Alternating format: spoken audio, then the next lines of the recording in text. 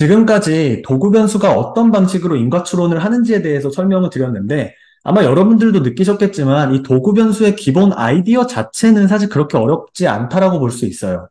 하지만 그걸 실전에 활용하는 건 그렇게 만만하지만은 않은데, 그 이유는 바로 모든 분석의 대전제 조건인 적절한 도구 변수를 찾는 것 자체가 굉장히 까다롭기 때문이에요. 그걸 그렇게 까다롭게 만드는 첫 번째 이유는 이 도구 변수의 적절성을 100% 검증할 수 있는 통계적인 수단이 없기 때문에 결국에는 어떤 뭐 theory나 도메인 날리지 혹은 institutional 날리지 등을 통해서 도구 변수가 적절한지에 대해서 설득을 해야 되는데 이것도 굉장히 챌린징한 일이라고 할 수 있고 또 어떠한 변수가 적절한 도구 변수가 될 수 있는지는 그 컨텍스트에 따라서 매우 다르기 때문에 또 공식화하거나 정형화하기가 쉽지 않아요. 그래서 사실 이런 도구 변수에 대해서 정형화하고 공식화할 수는 없지만 그나마 우리가 할 수 있는 건 기존 연구들에서 많이 활용되어 온 이런 도구 변수의 어떤 대표 유형들에 대해서 대략적으로나마 이렇게 정리를 함으로써 어떠한 변수가 좀 적절한 도구 변수가 될 수 있는지에 대해서 조금 감을 잡는 거 있지 않을까 싶은데 그를 위해서 몇 가지 이런 도구 변수의 연구 사례들에 대해서 좀 소개를 드려보도록 하겠습니다. 가장 이상적인 도구 변수라 함은 바로 익소지너스 이벤트를 활용하는 케이스일 거예요. 즉, 아웃컴 베리어블에 직접적인 관련이 아예 없을 수 있는, 그럴 가능성이 아예 없는 변수들을 활용을 하는 거죠. 가장 대표적인 예시이자 제가 항상 도구 변수를 설명할 때 가장 첫 번째로 드는 예시가 바로 이 자본주의나 민주주의와 같은 이런 사회제도, 즉, 인스티튜션의 인과적인 효과에 대한 연구라고 볼 수 있는데, 이 연구에서는 이 자본주의의 핵심 제도인 사유재산 제도와 계약 제도가 이 경제 성장에 미치는 인과적인 효과를 분석을 하고 있어요. 여기서 사유재산 제도라 함은 개인의 재산에 대한 어떤 침해나 공적 권리 남용을 방지하는 어떤 사회 제도를 의미하고, 계약 제도라고 하면 이 타인이나 기관과의 어떤 계약에 있어서 계약 어떤 불공정을 막고 계약 이행을 강제하기 위한 법 체계나 어떤 제도를 의미해요. 이러한 사회 제도와 경제 성장에 대한 인과 추론이 어려운 이유는 바로 이 경제 성장에 영향을 미치는 수많은 요인들이 존재하고 이러한 요인들은 다양한 이유에서 사회 제도와 관련성이 있을 수밖에 없다라는 거겠죠. 즉 사회 제도가 다른 어떤 다른 국가나 사회에서 이 사회 제도 이외에도 서로 비교 가능하지 않은 요인들이 너무 많고 즉 선택 편향이 존재하기 때문에 이 사회 제도에 따른 경제 성장의 차이가 우리가 관찰할 수 있다고 하더라도 그게 진짜 사회 제도가 달라서 나타난 결과인지 아니면 우리가 관찰하지 못하는 어떤 다양한 요인에서의 차이, 즉 컨파운더에 의한 효과인지를 구분할 수 없다라는 점이에요. 다시 말해서 이러한 사유재산 제도와 계약 제도라는 이런 트리트먼트 베리어블은 인더지너스하다, 내생적이다라고 얘기할 수 있는 거죠. 그래서 지금 이러한 사유재산 제도와 계약 제도가 경제 규모에 미치는 인과적인 효과를 분석하기 위해서 이 논문에서는 이제 어떤 역사적 사실에 기반한 도구 변수를 이제 도입하고 있는데 그 아이디어가 꽤 흥미로워요.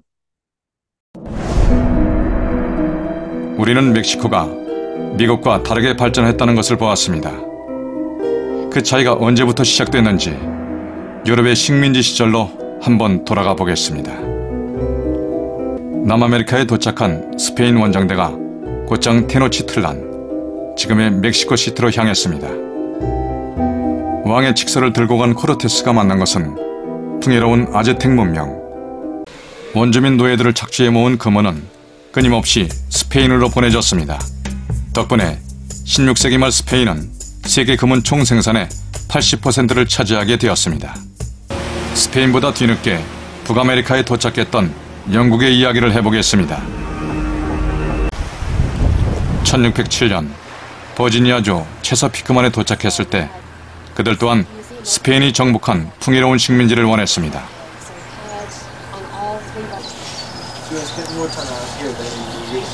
하지만 영국인들을 맞이한 것은 북아메리카의 춥고 척박한 땅. 물과 식량도 부족했습니다. 당장 먹을 것이 부족했던 정착민들은 타협을 택했습니다. 원주민에게 먹을 것을 구하기 위해서 대가를 지불했습니다. 원주민들과 교역을 하기 시작한 겁니다. 정착민들은 서서히 스스로의 공동체와 규율을 만들어갑니다. 넓은 땅을 개척할 획기적인 제도가 필요했습니다. 개척을 하는 사람들에게 땅을 나눠주는 제도가 생긴 겁니다. 원주민을 수탈하고 특권층으로 군림한 스페인 정복자들.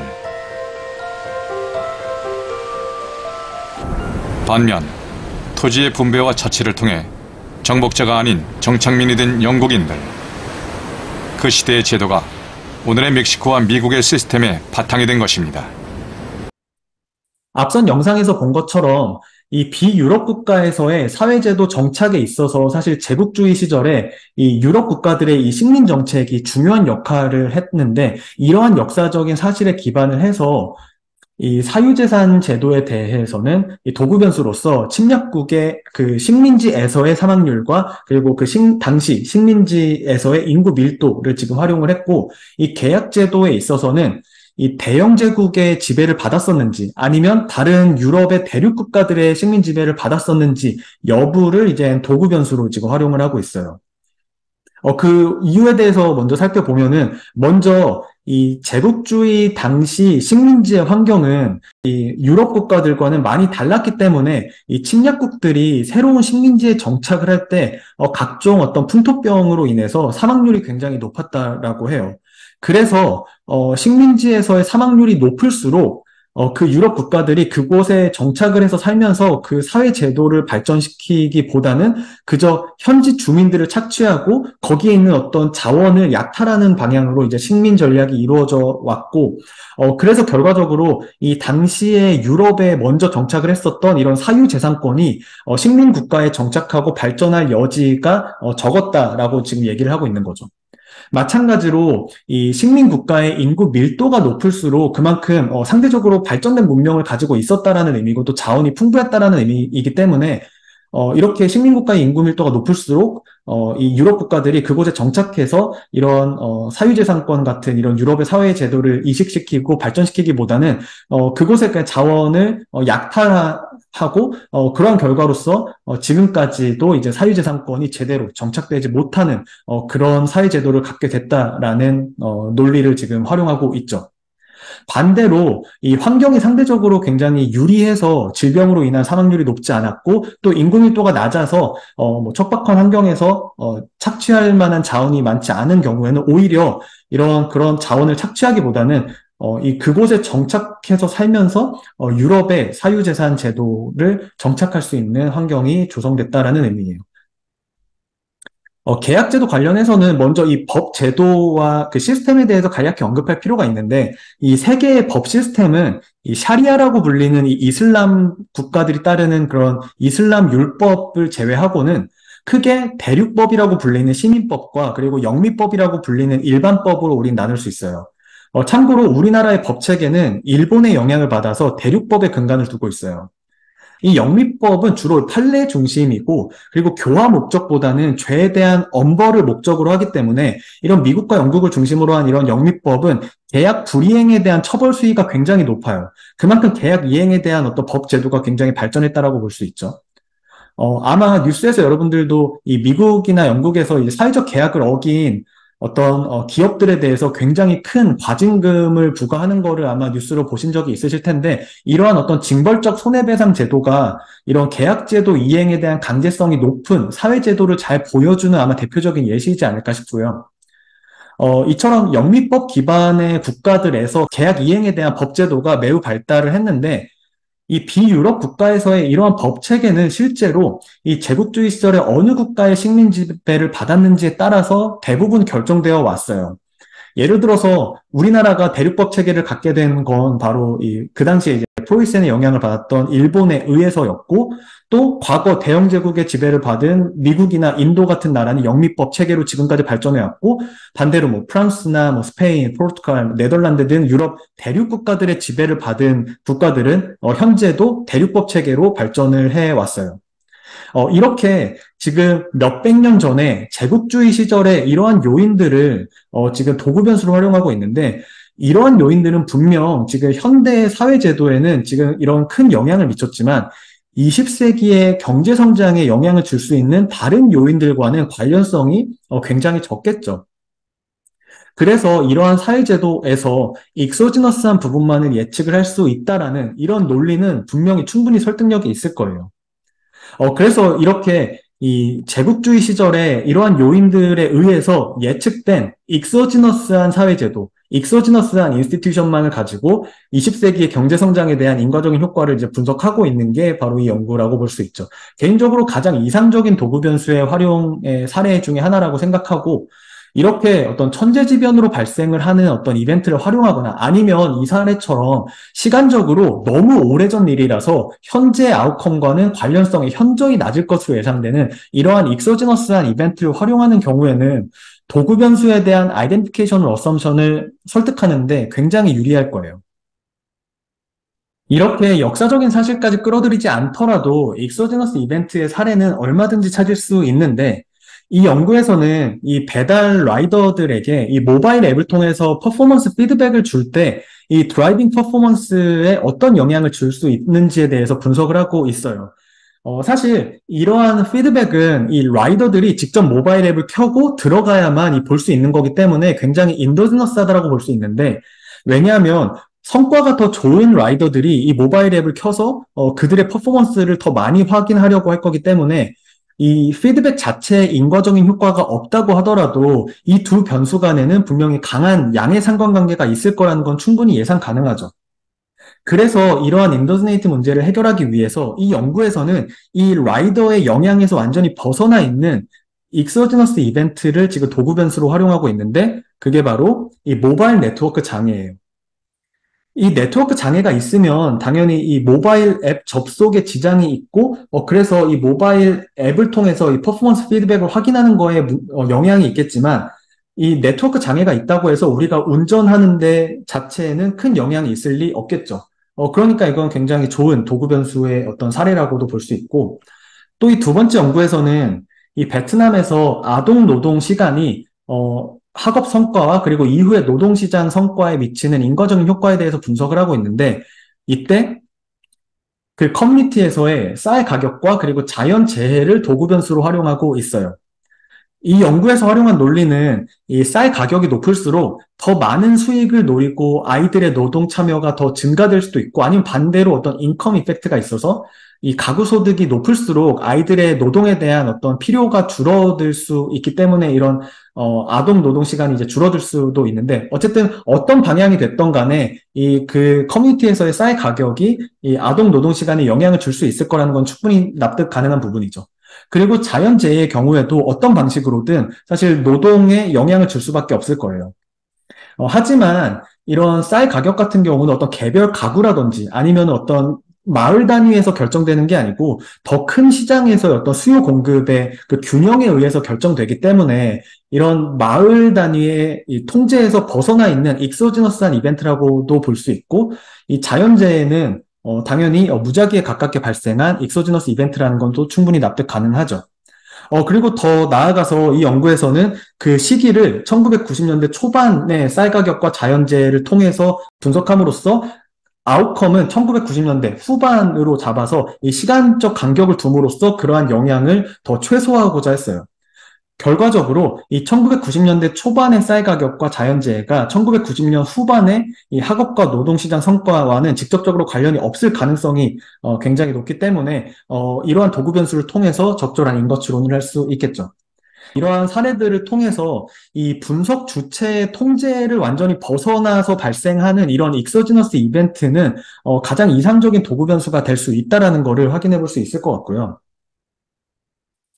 또 자주 활용되는 도구 변수의 유형은 이 분석 대상들을 둘러싼 어떤 환경적 요인을 활용하는 건데, 예를 들어서 지금 이 연구에서는 인터넷 보급이 혐오 범죄에 미치는 인과적인 효과에 대해서 분석을 하고 있어요.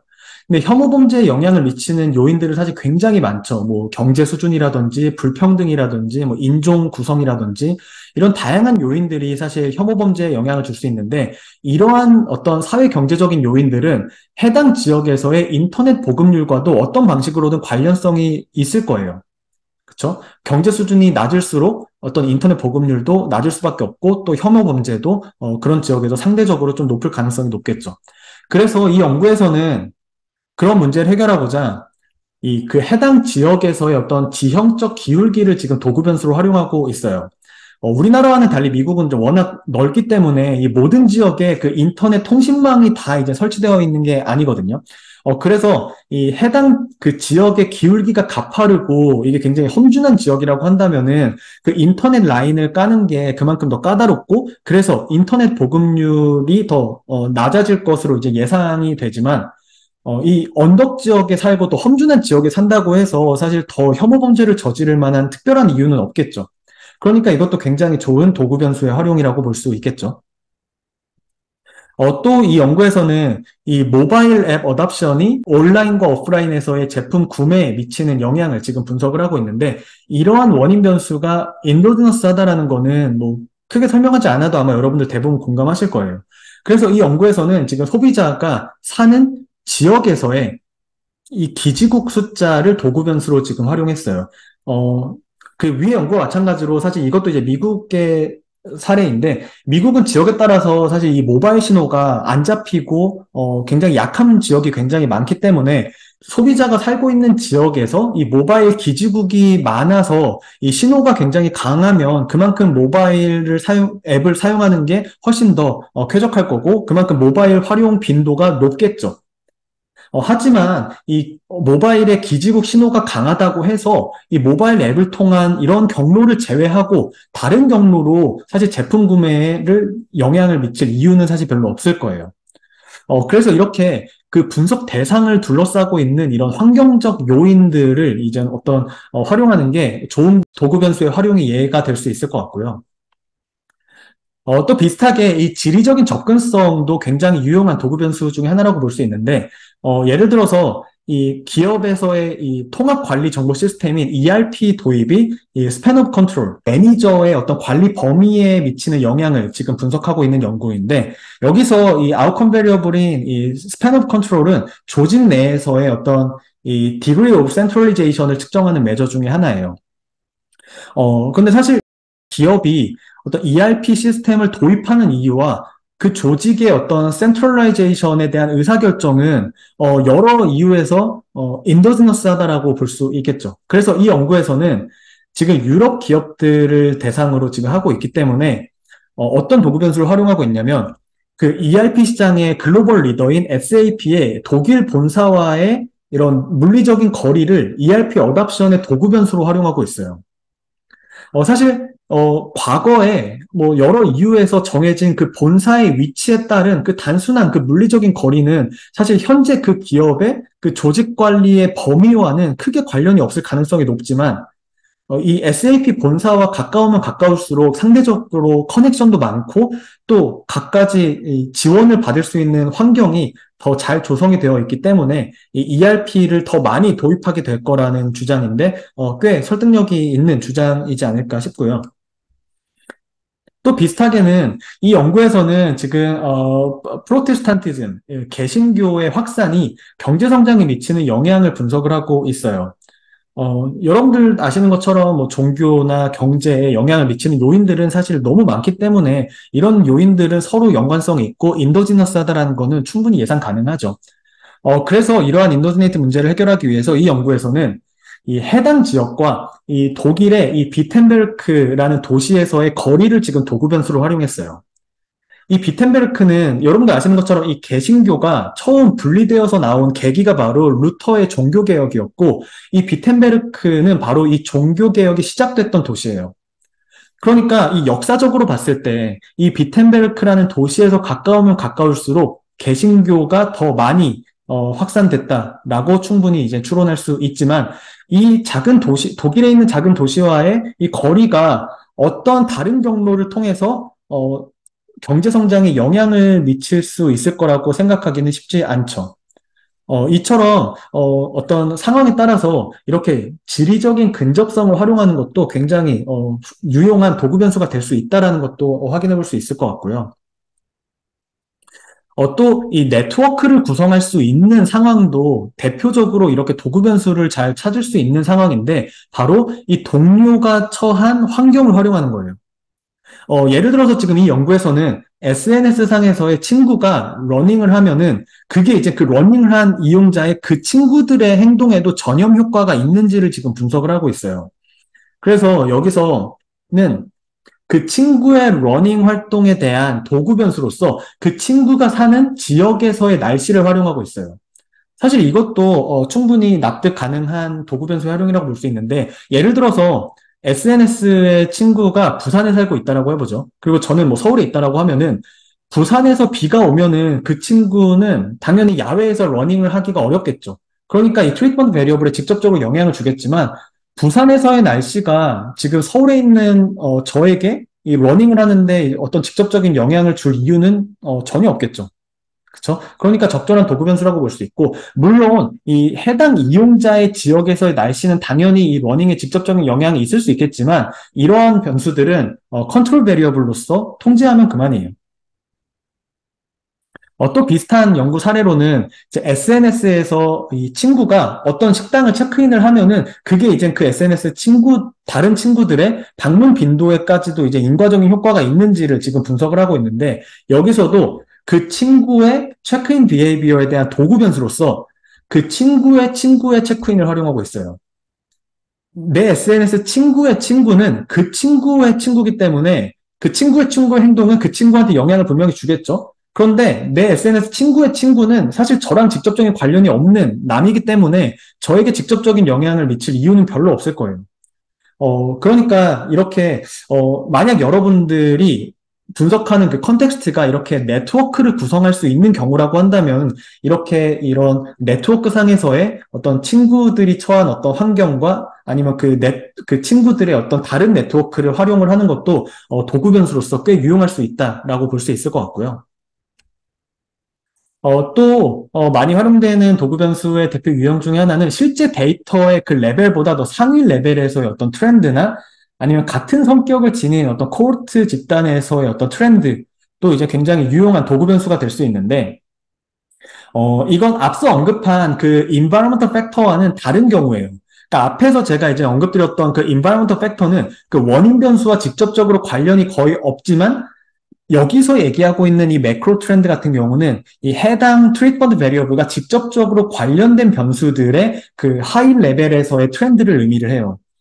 예를 들어서 지금 이 연구는 그 미국의 행정 단위인 그 카운티 단위에서 이 실업률이 온라인 구직 시장에서의 레이버 서플라이에 미치는 영향을 지금 분석을 하고 있는데 여기서 이 카운티 단위에서의 실업률의 도구 변수로 뭘 활용하고 있냐면 바로 이 카운티보다 훨씬 더 상위 레벨인 미국 전체에서의 고용률의 증가세를 지금 활용하고 있어요. 그리고 거기다가 해당 지역에서의 그 인더스트리 컴포지션을 가중을 해서 도구 변수를 지금 구성을 하고 있는데, 여기서 지금 활용하고 있는 논리는 국가 전체의 고용 트렌드는 당연히 해당 도시의 실업률에 영향을 주겠지만, 이 해당 지역에서의 레이버 서플라이에 대해서는 해당 지역에서의 고용이나 실업, 즉 이 트리트먼트 베리어블을 통해서만 영향을 줄 수 있을 거라는 거예요. 하지만 물론 당연히 이에 대한 반론도 분명히 존재할 수 있겠죠. 왜냐하면은 이 도구 변수도 지금 그 국가 전체의 고용에 대한 거고, 아웃컴 베리어블도 지금 그 특정 카운티이긴 하지만 어쨌든 고용에 관련된 거니까, 이러한 변수들에 동시에 영향을 줄 수 있는 어떤 컨파운더들에 대해서는 얼마든지 사실 떠올려 볼 수는 있을 거예요. 그래서 이러한 매크로 트렌드 같은 경우에는, 상대적으로 약점이 많고, 앞에서 살펴봤었던 그런 좋은 도구 변수들이 없을 때 마지막으로 고려할 수 있는 변수이지 않을까 개인적으로 생각을 하고요. 또 두 번째 연구도 좀 비슷한 컨텍스트인데, 그 기업의 LGBT 친화적인 정책이 그 기업에 대한 신용평가에 미치는 인과적인 효과를 분석을 하고 있어요. 이때 도구 변수로서 그 기업이 있는 그 주에서의 LGBT 인구의 비율을 지금 활용하고 있어요. 그래서 기업이 위치한 지역의 LGBT 인구는 분명히 해당 기업으로 하여금 그 LGBT에 보다 친화적인 그런 사내 정책을 도입하는 데 있어서 영향을 줄 수 있지만, 사실 그 지역의 LGBT 인구의 숫자가 그 해당 기업의 신용 등급을 평가하는 데 직접적인 영향을 줄 이유는 별로 없겠죠.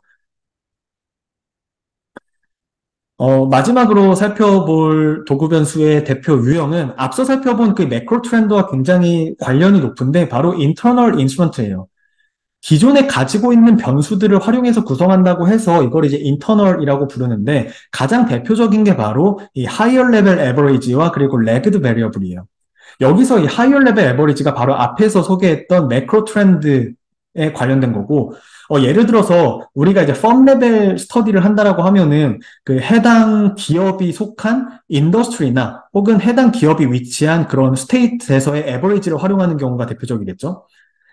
이러한 인터널 인스트루먼트는 그 편의성 때문에 사실 자주 활용되곤 하는데 그 특성상 사실 도구 변수의 적절성을 설득하는 거는 한계가 굉장히 많을 수밖에 없기 때문에 앞서 말씀드렸던 것처럼 적절한 도구 변수가 없을 때 고려할 수 있는 어떤 최후의 수단으로서 생각하는 게 좀 더 좋을 거라고 생각을 하고요. 만약 어쩔 수 없이 이런 변수들을 사용해야 된다라고 한다면, 아이덴티피케이션 어썸션에 대해서 보다 철저히 생각을 해봐야 될 텐데, 예를 들어서 뭐, 인더스트리 에버리지를 도구 변수로 활용하는 경우에는 이 트리트먼트 베리어블의 인더지너스한 파트는 인더스트리 내부에서만 차이가 있고 인더스트리 에버리지는 익소지너스 파트만 설명할 수 있어야 된다라는 게 이제 아이덴티피케이션 어썸션이 되고 이거를 이제 충분히 설명할 수 있어야 되고 이 레그드 베리어블을 도구 변수로 활용하는 경우에는 이 오로지 트리트먼트 베리어블의 익소지너스한 파트만 시간에 따라 지속되어서 레그드 베리어블을 통해서 오직 이 익소지너스한 파트만 설명할 수 있어야 된다는 점에 대해서도 충분히 설명을 해야 될 거예요. 하지만 다시 한번 강조를 드리자면 그 전에 우리가 고려해야 될 최선은 앞에서 소개한 예시들처럼 이 트리트먼트 베리어블과 아웃컴 베리어블과 관련성이 적은 그런 보다 익소지너스한 도구 변수를 찾는 게 훨씬 더 아이덴티케이션을 위해서 수월하다라는 점을 꼭 염두에 둘 수 있으면 좋겠습니다.